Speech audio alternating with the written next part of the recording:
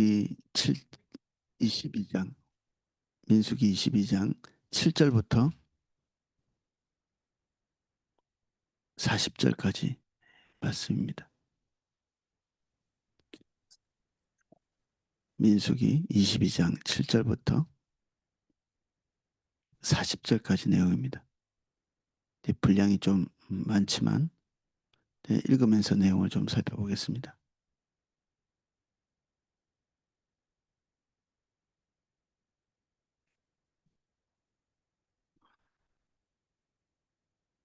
22장 7절입니다.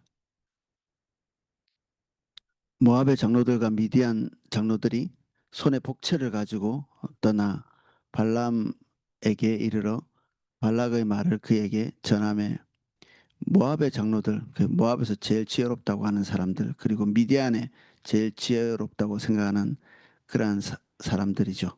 이제 그런 사람들이 어, 손에 복채를 가지고, 이 복채라는 단어가 그 복술의 대가 이런 뜻입니다. 복술. 이게 뭐 이게 뱃속에서부터 무슨 소리가 이렇게 우상숭배하는 사람들은 복술가 뭐 이런 말 많이 쓰거든요. 그 본인이 하는 말이 아닌데 귀신이 하는 말 이런 것들을 막 이렇게 쏟아놓는 게 복술하는 사람, 복술하는 사람의 그 대가를 가지고 복채를 가지고 떠나 발람에게 이르러 발락의 말을 그에게 전하매 발람이 그들에게 이르되 이 밤에 여기 유숙하라.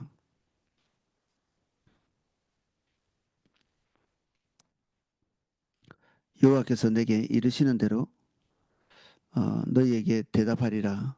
모압의 귀족들이 발람에게 유숙하니라.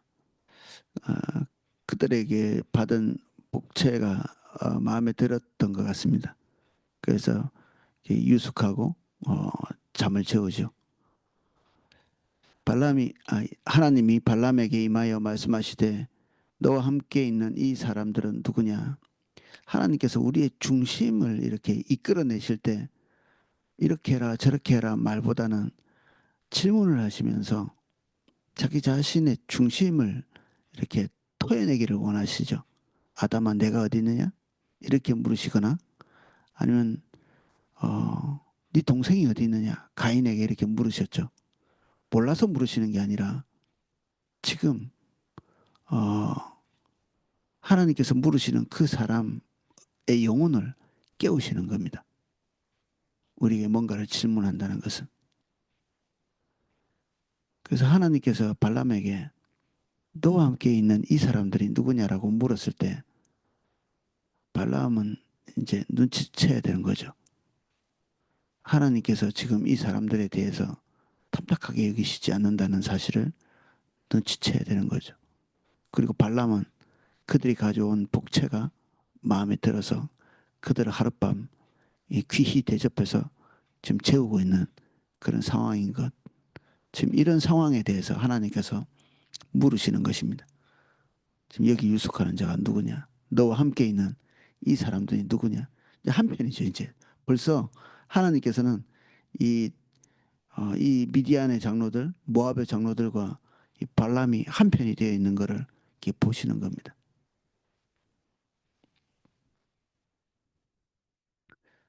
발람이 하나님께 아뢰되 모압 왕 십볼의 아들 발락이 내게 보낸 자들이니이다. 이르기를 보라 애굽에서 나온 민족이 지면에 덮였으니 이제 와서 나를 위하여 그들을 저주하라. 내가 혹 그들을 쳐서 몰아낼 수 있으리라 하나이다. 하나님이 발람에게 이르되 너는 그들과 함께 가지도 말고 그 백성을 저주하지도 말라. 그들은 복을 받은 자들이니라.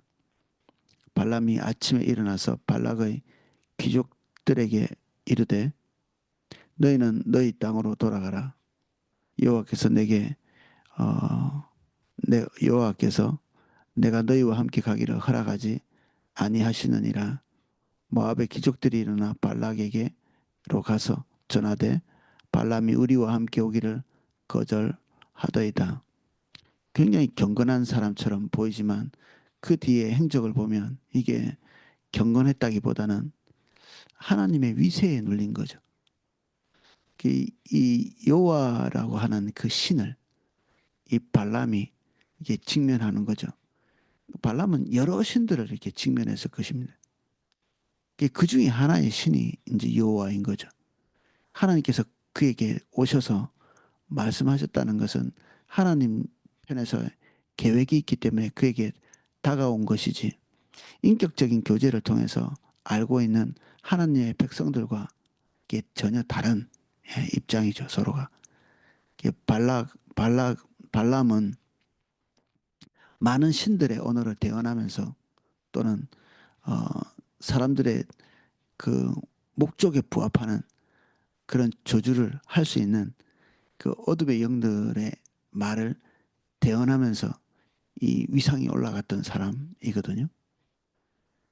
그래서 우리는 어, 이 사람이 무슨 그 쇼를 하고 있는 게 아니라 진짜 어떤 어둠의 영들 그리고 어떤 신적인 영역에서 다른 사람들보다 더 통찰력이 있는 그런 종류의 사람이죠. 근데 하나님께서 뒤에 그가 가지고 있는 특별한 통찰력을 우습게 만드는 일들을 하시죠. 그가 가지고 있던 통찰력 그리고 영적인 감각 이런 것들이 그에게 어떤 비범함을 가져다 주었는데 그 사람들은 그것에 매료된 거죠. 발람의 비범함. 근데 그 비범함이 정말 짐승보다 못하게 어, 어떤 취급을 받는 그런 일이 벌어집니다. 발람이 15절입니다. 발락이 다시 그들보다 더 높은 고관들을 더 많이 보내매 그들이 발람에게로 나아가서 그들에게 이르되 십볼의 아들 발락의 말씀에 청하건대 아무것도 거리끼지 말고 내게 오라.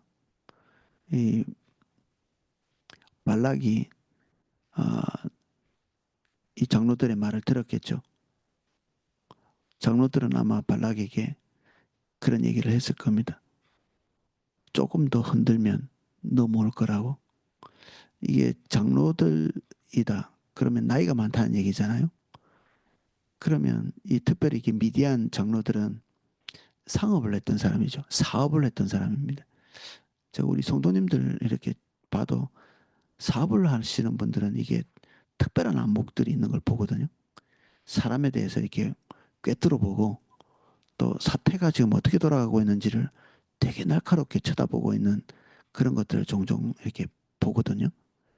그러니까 그 많은 사람을 만나고 많은 상황을 대처하면서 이게 특별한 안목들이 생긴 거죠. 미디안 장로들은 특별히 이렇게 상업 행위를 많이 하고 또 그 당시에는 나름대로 무역을 했던 그런 사람들이고 식견이 있었던 사람들이고 그래서 지금 발람의 내면이 정말 이 그 옥체에 녹아서 이렇게 기울어지고 싶은데 그가 압도당하고 있는 그 여호와라고 하는 신, 그 신에게 이제 발목이 잡혀 있는 이제 그들 표현에서는 그렇게 했겠죠. 그렇지만 얼마든지 다시 한번 흔들면 넘어올 만한 그런 종류의 인간이라는 것을 간파했겠죠. 사단이 우리에게 유혹하는 방식도 비슷합니다. 이게 정말 이게 세상 말로 이게 밑둥도 흔들리지 않을 정도, 그 이빨도 들어가지 않을 정도면 물지도 않겠죠. 그런데 우리가 여지를 계속 남기고 있으면 사단이 이걸 슬슬 흔들기 시작합니다.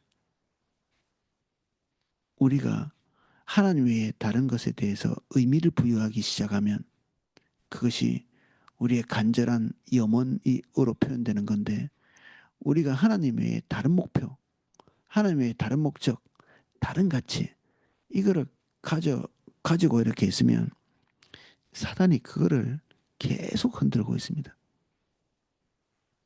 한 번은 넘어가고 두 번은 넘어갈 수 있을지 모르지만 언젠가는 쓰러질 것을 알고 있거든요. 할 수 있는 방법이 없습니다. 이길 수 있는 방법이 없습니다.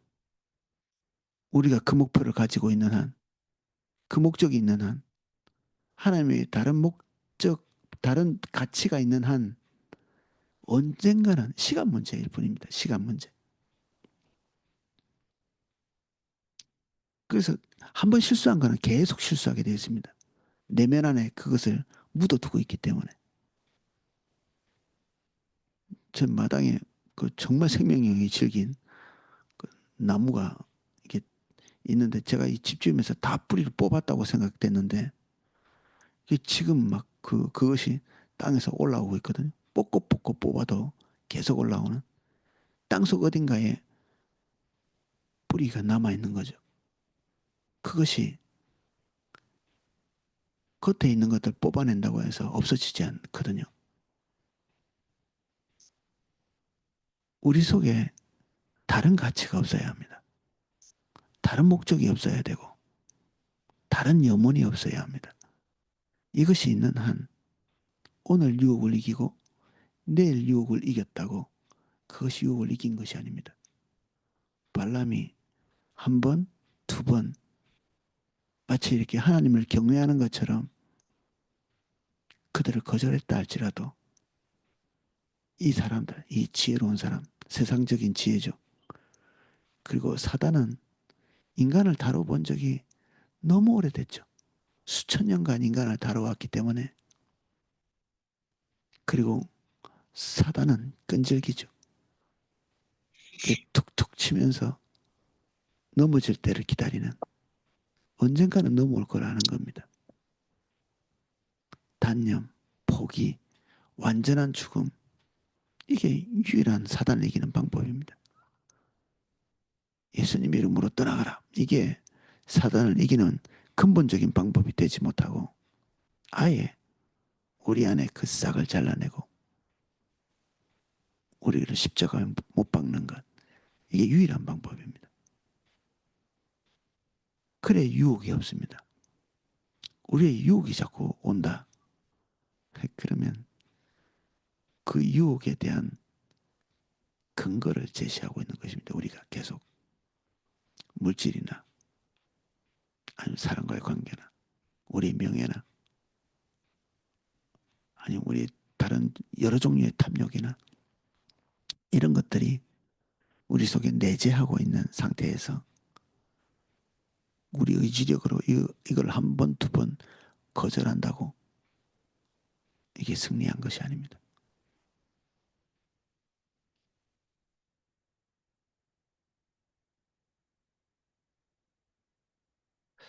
그래서 이길 방법 그리고 발람을 설득할 방법들을 발락이 잘 알고 있죠.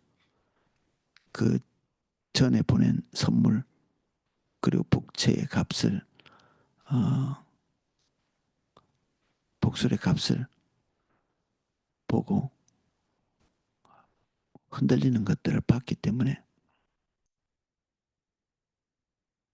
발락이 다시 더 높은 고관들을 더 많이 보내고 더 존귀하게 대접하는 액션을 취하는 거죠. 그들이 발람에게 나아가서 그에게 이르되 십볼의 아들 발락의 말씀에 청하건대 아무 곳에도 거리끼지 말고 내게 오라. 지금 왕이 얘기한다는 얘기죠. 그의 운명을 바꿀 수 있는 존재라는 얘기입니다. 십볼의 아들 발락. 아무나 보낸 게 아니라 사실 이거 한 건 잡으면 대박 날 수 있는 발람의 입장에서는 놓치기 어려운 유혹인데 너무 잘 간파하고 있는 거죠. 인간의 마음을. 발락이 보냈다. 왕이 보냈다. 네 운명을 바꿀 사람이 보냈다. 이 기회를 잡아라.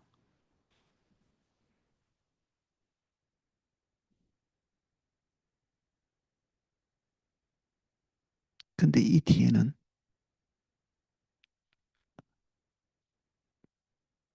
그를 사로잡고 있는 그 하나님에 대한 두려움도 동시에 공존하고 있죠. 영적인 존재라. 그리고 이런 직업을 가진 사람이라 하나님의 존재가 그가 함부로 할 수 없는 존재임을 아는 거죠. 함부로 무시할 수 없는.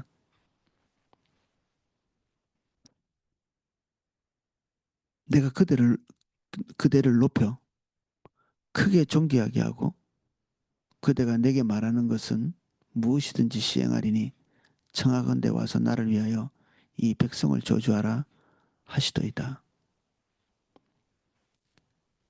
먼저 그가 원하는 것에 대해서 크게 얘기하고 벌써 이 말은 인간의 내면을 간파하고 하는 말이기 때문에 효과가 있습니다. 발람이 원하는 게 이거니까 명예와 그리고 탐욕을 충족시켜 줄 만한 그리고 원하는 게 딱 이거 하나입니다. 자기가 원래 해왔던 거 다른 민족을 저주하고 그리고 파멸을 그 얘기해 주는 거. 그의 이름에서도 그런 것들을 볼 수 있지만 그런 것을 하는 전문가인 거죠. 저주 전문가. 그리고 그 저주는 어둠의 영향력으로 효과를 발휘한 때가 많았겠죠.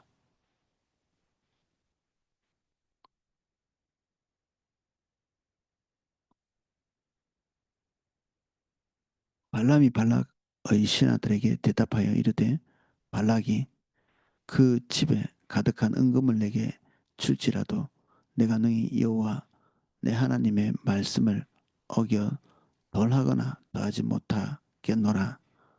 그런즉 이제 너희도 이 밤에 여기 유숙하라. 여호와께서 내게 무슨 말씀을 더하실는지 알아보리라. 거부할 수 없는 하나님의 말씀이 그에게 와 있었지만 두 번째 더 큰 복채, 더 큰 약속 이것 때문에 발람은 중간에 서 있죠. 섣불리 뭔가 결정할 수 없는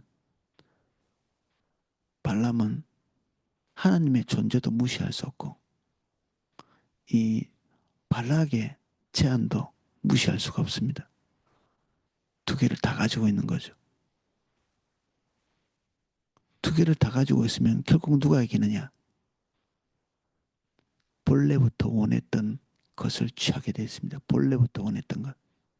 발람이 본래부터 원했던 것은 발락이 주겠다고 제안한 것들이죠. 모든 것이 끝난 다음에 그가 홀로 있을 때 그는 그 내면에서 진짜 원하는 게 무엇이었는지를 한번 보게 되겠죠. 근데 지금은 막 이렇게 뒤섞여 있어서 보이지 않습니다. 우리가 탐욕을 가지고 있어도 우리의 소망이 있어도 우리는 하나님의 존재를 무시할 수 없기 때문에 이게 막 뒤섞여 있습니다. 이렇게 탐욕도 부지런히 눌러야 되고 하나님도 항상 우리가 알고 있고 대면하고 있고 그래서 이게 우리 안에서 이게 혼재되어 있는데 이게 뒤섞여 있어서 또 어느 게 도대체 있는지 때로는 하나님께서 이렇게 내게 말씀하시는 것 때문에 이렇게 위에 내 의식 속에는 하나님의 존재, 하나님의 말씀이 이렇게 우리를 뒤덮고 있는 것처럼 보이지만 결국에는 이 뒤덮고 있는 큰 힘이신 하나님보다 내가 원하는 것을 선택하는 그 지점이 옵니다. 은혜는 한때고 우리가 결정한 것이 어느 날 수면 위로 퉁 떠오르는 때가 있는 거죠.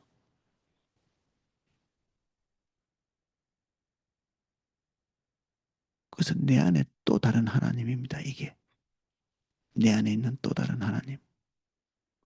지금 비록 하나님께서 강력한 위력으로 나를 덮고 있을지 모르지만 내가 내 삶을 주도하고 있는 이 습성이 남아있는 한 내 목적, 내 목표, 내 가치 이것이 있는 한 나는 여전히 내 삶의 하나님이거든요. 발람의 하나님은 여호와처럼 보이지만 그의 하나님은 그가 원하고 바라고 기대하는 것. 지금은 밑에 있지만 언젠가는 위로 수면 위로 이것이 올라오게 되어 있습니다. 영원히 누르지는 못하거든요. 발람이 할 수 있는 방법은 자기를 죽이는 것뿐인데 그렇게 못하죠.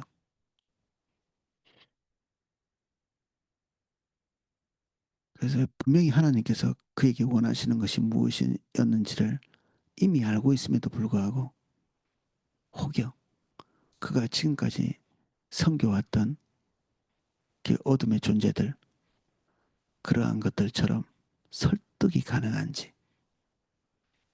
어떻게 잘 구슬르면 될 것 같은지 다시 한번 도전해 보는 거죠. 우상들은 그게 되거든요. 구슬르거나 그리고 호의를 베풀면 됩니다. 늘 그 무당들이 하는 말 있잖아요. 정성이 부족하다고. 돈 많이 주면 해결되는 겁니다.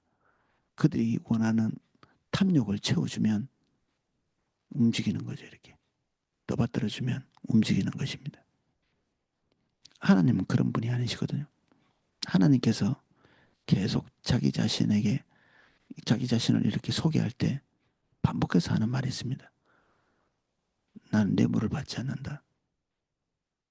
이것은 백성들을 다스린 자들에게 내가 누구인지를 알려주기 위해서 하시는 말씀이기도 한데 하나님께서는 누군가의 복체에 움직이는 분이 아니시죠. 하나님 구슬릴 수 있는 분이 아니십니다. 우리의 뜻을 가지고 하나님을 바꿀 수 있다. 이거는 구조 자체가 맞지 않습니다. 우리가 하나님의 뜻에 맞추는 거지 하나님이 우리 뜻에 맞추지 않습니다.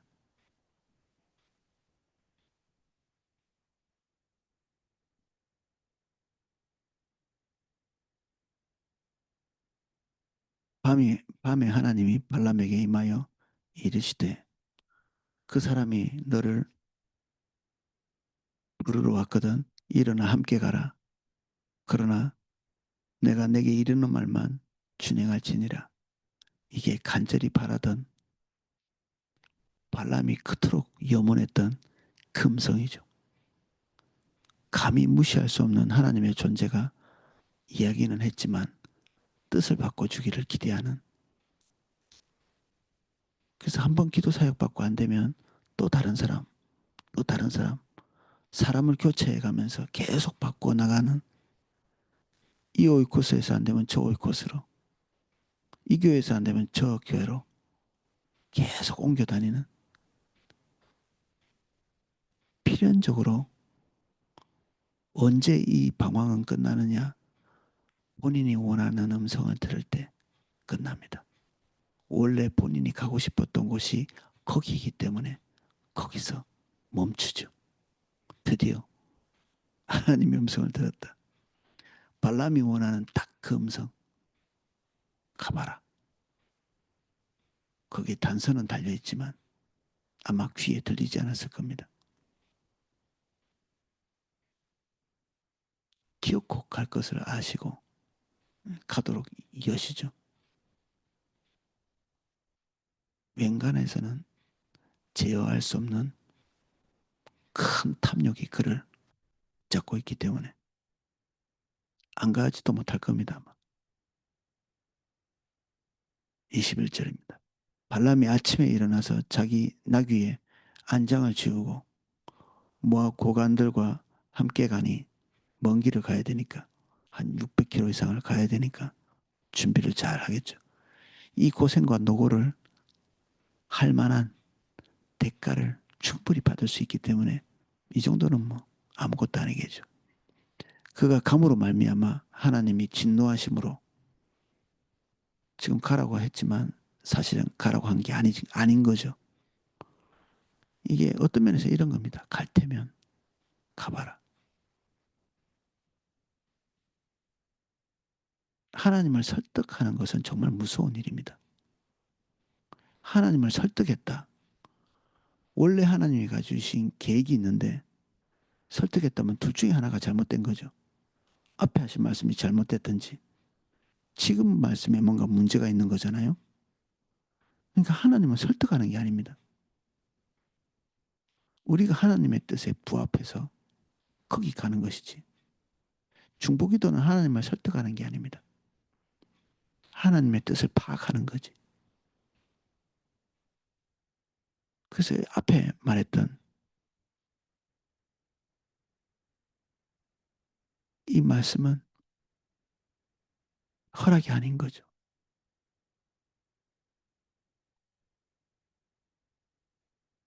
발람의 탐욕을 그대로 하나님께서 실행에 옮길 수 있도록 여십니다. 그가 감으로 말미암아 하나님이 진노하심으로 여호와의 사자가 그를 막으려고 길에 서니라. 발람은 자기 나귀의 이를 탔고 그 두 종은 그와 함께 있더니 나귀가 여호와의 사자가 칼을 빼어 손에 들고 있는 손에 들고 길에 선 것을 보고 길에서 벗어나 밭으로 들어간지라. 발람이 나귀를 길에서 돌이키려고 채찍질하니 여호와의 사자는 포도원 사이 좁은 길에 섰고 좌우에는 담이 있더라. 그 사람이 겨우 지나갈 만한 어떤 통로 같은 그런 곳에 서서 그리로 반드시 이제 지나가게 될 텐데 그리로 들어오면 죽이려고 기다리고 있는 거죠. 나귀는 그것을 목격했고 나귀가 여호와의 사자를 보고 몸을 담에 대고 발람의 발을 그 담에 짓누름에 발람이 다시 채찍질하니 여호와의 사자가 더 나아가서 좌우로 피할 데 없는 좁은 곳에 선지라. 나귀가 여호와의 사자를 보고 발람 밑에 엎드리니 발람이 노하여 자기 지팡이로 나귀를 때리는지라. 여호와께서 나귀의 입을 여시니 발람에게 이르되 내가 당신에게 무엇을 하였기에 나를 이같이 세 번을 때리느냐. 발람이 나귀에게 말하되 내가 나를 거역했기 때문이니 내 손에 칼이 있었다면 곧 너를 죽였으리라. 나귀가 발람에게 이르되 나는 당신이 오늘까지 당신의 일생 동안 탄 나귀가 아니냐. 내가 언제 당신에게 이같이 하는 버릇이 있었더냐. 그가 말하되 없었느니라. 그때 여호와께서 발람의 눈을 여심해 여호와의 사자가 손에 칼을 빼들고 길에 선 것을 그가 보고 머리를 숙이고 엎드리니 워낙 신비적인 일을 많이 보던 사람입니다. 발람은. 그래서 나귀가 입을 열어서 말을 할 때도 이게 큰 충격으로 받아들여지지 않았던 것 같습니다. 이걸 얘기를 할 때 그냥 그와 소통을 그냥 하죠. 이게 어, 은혜의 또 함정이기도 합니다. 은혜의 함정. 한번 빚짐을 받고 돌이키고 나면 그래도 배반을 하고 나면 다시 그를 이렇게 돌이키게 할 은혜가 없다. 성경은 그걸 증거하고 있거든요. 이게 어, 믿지 않는 자에게도 영적인 은혜가 부어져서 돌이킬 수 있는 계기들을 하나님께서 주십니다. 한 번, 두 번, 이렇게.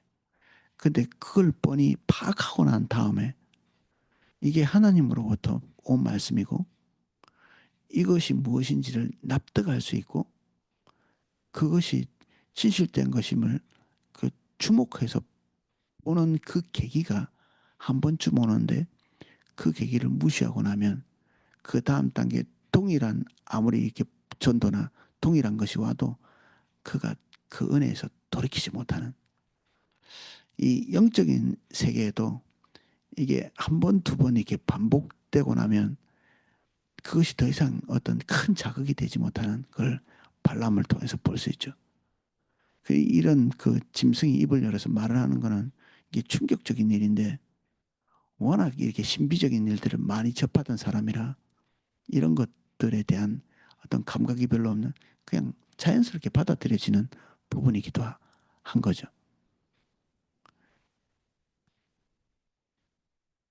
그리고 그것에 대해서 분노하죠. 니까짓게 이렇게 니까짓게 내 말을 들어야지 이렇게 때때로 우리의 눈이 이렇게 어두워지면 하나님께서 저 이렇게 위에 있는 어떤 존재에게 우리에게 말씀하시는 게 아니라 우리가 하찮게 여기는 어떤 존재, 그로부터 딱 듣게 하십니다. 우리가 심판받을 때 우리보다 더 훌륭하고 우리보다 더 하나님 사랑하고 그런 사람들에게 징벌을 받지 않고요. 우리보다 더 포악하고 더 나쁘고 믿지 않는 자가 우리를 대적하는 경우가 있습니다. 이스라엘 백성들을 멸망시킨 주변에 이렇게 국가들이 도덕적으로 볼 때 이스라엘 백성들보다 훨씬 더 뛰어난가? 그들은 우상숭배 안 했는가? 아니요. 더더욱 심한 그, 그들을 들어가지고 이렇게 징벌하시는. 사실 하나님의 심판이 올 때는,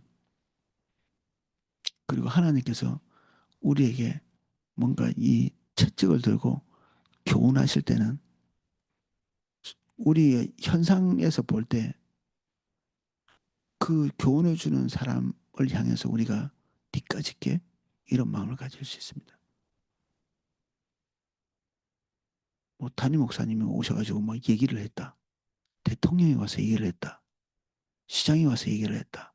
내가 존경할 만한 사람이 와서 얘기를 하는 게 아니라 우리가 한껏 교만해져 있을 때는 우리가 니까짓게 이렇게 할 만한 그런 존재가 우리에게 계속 뭔가를 이렇게 악유하는 거죠.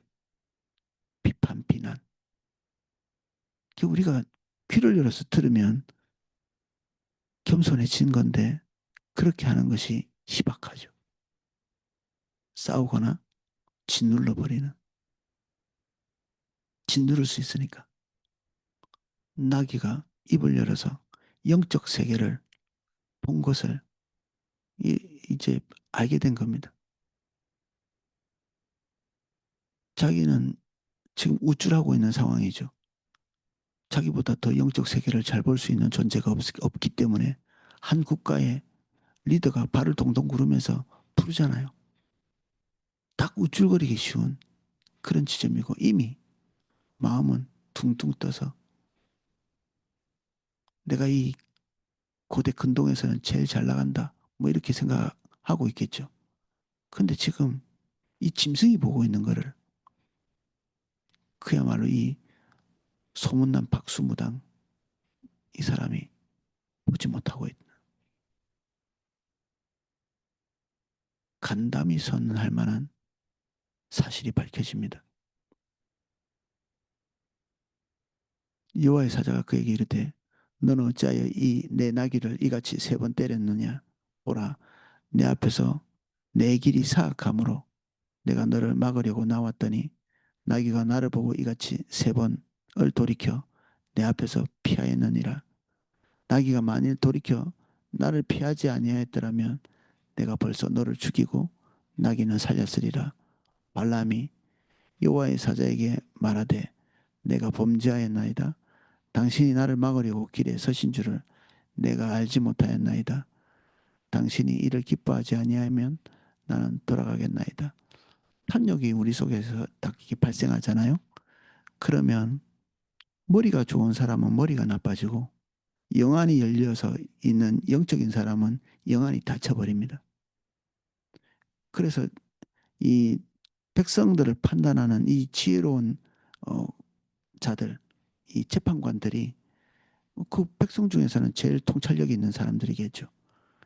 그 사람들이 하지 말아야 될 중요한 어떤 룰이 딱 하나 있는데 그게 뭐냐면 뇌물을 받지 않는 것입니다. 뇌물. 뇌물을 받는 순간 그 국가에서 제일 판단력이 있었던 사람이 판단력이 흐려지면서 징벌해야 될 자를 징벌하지 못하고 징벌하지 말아야 될 자를 뒷징벌하는 그런 판단력이 되죠. 애들도 안 할 그런 오판을 그 지혜로운 사람들이 뇌물을 받는 순간 탐욕이 들어오는 순간에 바뀌어버리는 거죠. 영적인 세계도 똑같습니다. 탐욕이 짐승보다도 안목이 없도록 만드는 거죠.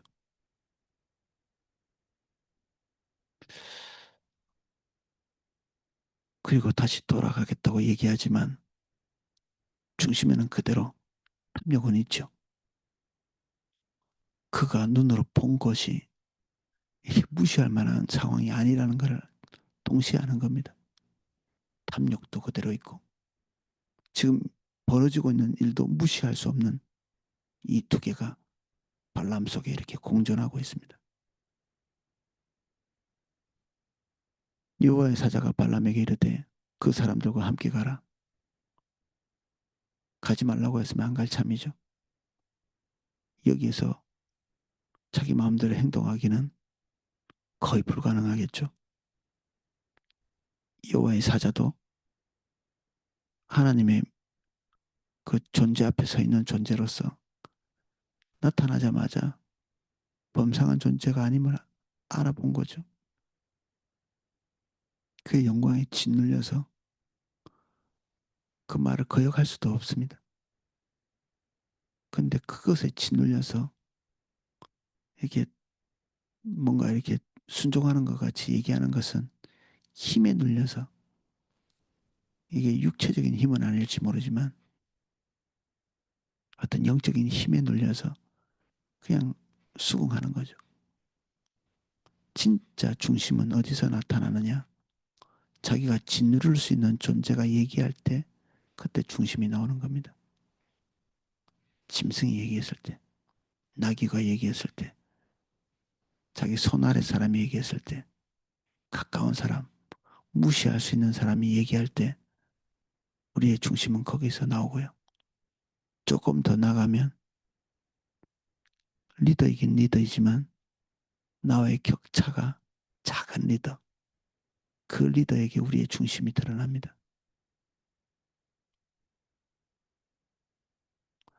너무 큰 격차가 있을 때는 위치상, 너무 큰 격차가 있을 때는 우리의 중심이 드러나지 않습니다. 굴복하죠.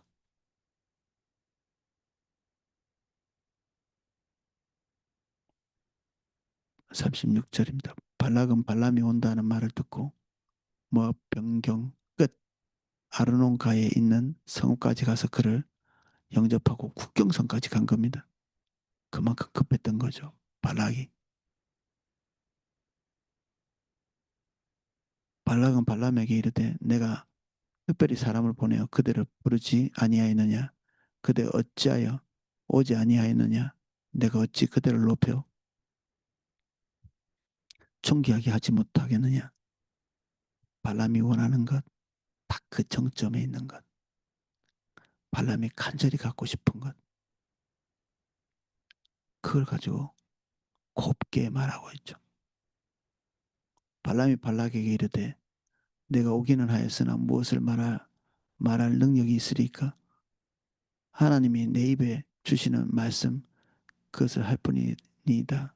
중심에서 나왔다기보다는 여호와의 사자의 위세에 눌린 짓눌려 있는 어쩌면 어, 이것은 협박 비슷한 겁니다. 협박. 깡패들이 힘으로 와서 내 말대로 안 하면 죽을 줄 알아. 뭐 이렇게 했을 때 뭐 어쩔 수 없이 하게 되는 이 발람은 그의 중심 안에서 뭔가 변한 게 아니라 여호와의 사자의 위세에 눌려 있는 거죠. 언제 어느 때든 그가 있는 지점에서 개입해서 뭔가를 할 수 있는 존재임을 아는 겁니다. 발람이 발락과 동행하여 기럇 후솥에 이르러서는 발락이 소와 양을 잡아 발람과 그와 함께 한 고관들을 대접하였더라. 이 우상 숭배하는 딱 그 스타일대로 그리고 어떻게 해야 되는지 어, 발락은 그동안 종교적 정보를 많이 가지고 있는 사람이라 앞으로 하는 행동도 그 그가 가지고 있던 종교적 식견 어떤 신을 어떻게 대우해야 되는지 어느 정도 알고 있는 그러한 사람이 여기에 어, 발락의 고관들과 같이 식사를 합니다. 밥을 같이 먹는다. 나는 당신과 같은 존재입니다. 우리 성찬은 결국 식사하는 거거든요. 그 안에는 예수님의 살과 피를 기념하기도 하지만 우리 초대교회 때는 그것을 애찬이라고 불렀습니다. 성찬보다는. 이 식사를 같이 하고 있는 당신과 내가 한 몸이고 하나입니다. 동서고금을 막론하고 같은 레벨의 사람들이 같이 밥을 먹습니다. 여기에서 발락은 너무 기쁘게 고관들과 함께 밥을 먹죠. 그리고 그를 대접해주는 발람에게 최선을 다하고 싶죠. 그러나 그 뒤에는 그가 무시할 수 없는 어마어마한 존재가 그를 짓누르고 있는 그런 상황입니다. 발람의 이야기입니다. 믿지 않는, 우상숭배하는, 그리고 탐욕대로 사는 악인. 결국 이 사람은 심판으로 죽는데, 그런데 이 유혹의 구조는 이게 조금 경중이 있을지 모르지만 믿는 우리에게 오는 것이나 발람에게 오는 것이나 유혹의 구조는 비슷합니다. 그래서 우리가 어, 발람이 하고 있는 이 행동들, 이런 것이 결국 우리 안에서 어, 우리의 영혼이 남아있는 상태에서는 결국 발람의 길로 갈 수밖에 없습니다.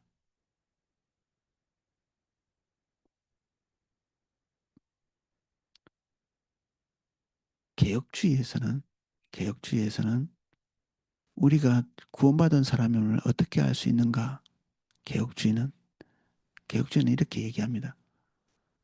끝까지 남는 자가 구원받은 자다. 끝까지 남는 자. 이게 남자 신학이라고 하거든요.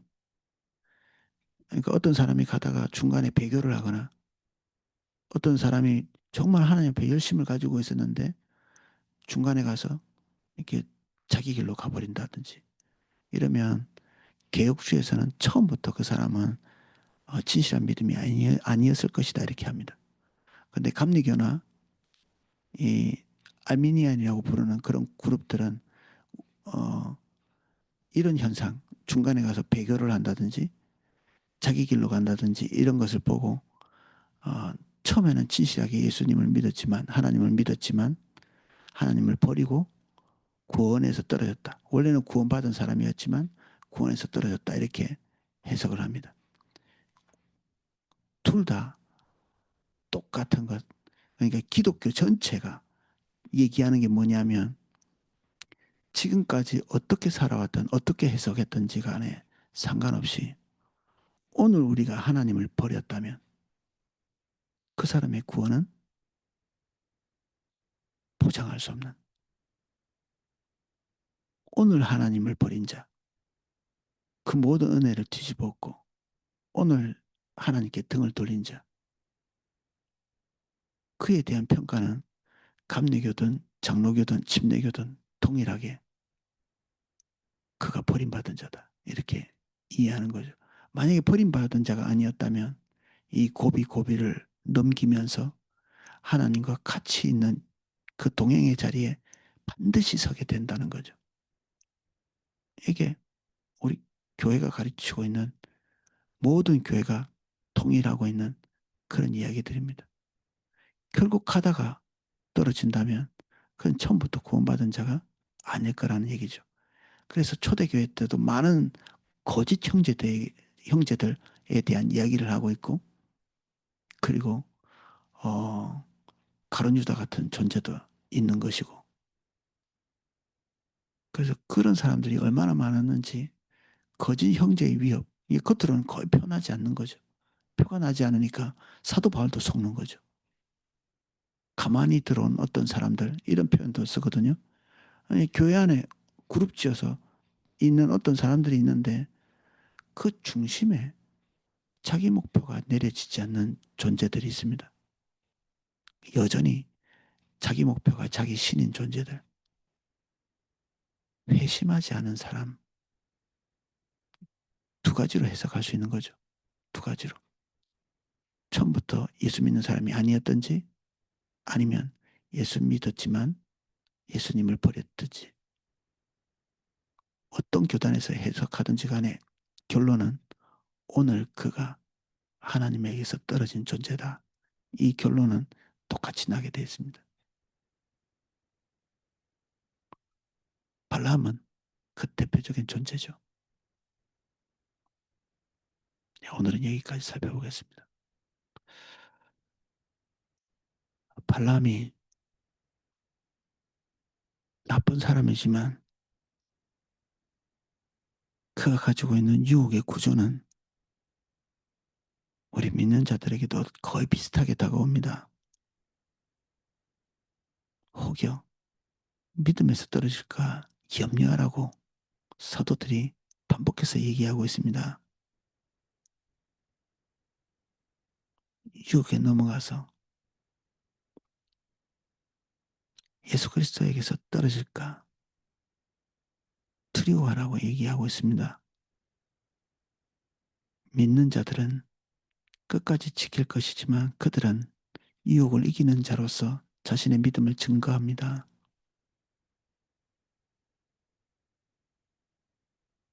우리의 마음을 깨끗게 해주십시오. 정결케 해주십시오. 우리가 아직 십자가에 못 박힌 그리스도와 함께 죽은 자가 아니라면 우리는 어느 지점에서 떨어질 자일 수도 있습니다. 모든 믿는 자는 그 정과 육을 십자가에 못 박은 자라 말씀하셨습니다. 오늘 우리가 우리 자신을 두렵고 떨리는 마음으로 바라봅니다. 주님 오늘 오셔서 주의 영광의 빛을 비추사 우리 자 내면을 보게 하시고 우리가 서 있는 자리를 보게 하시고 우리가 누구인지를 하나님 앞에서 증명하는 저희들 될 수 있도록 도와주십시오.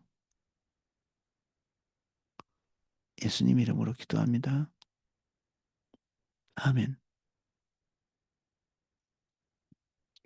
네, 각자 기도하실 수 있도록 음악을 방송해 드리겠습니다.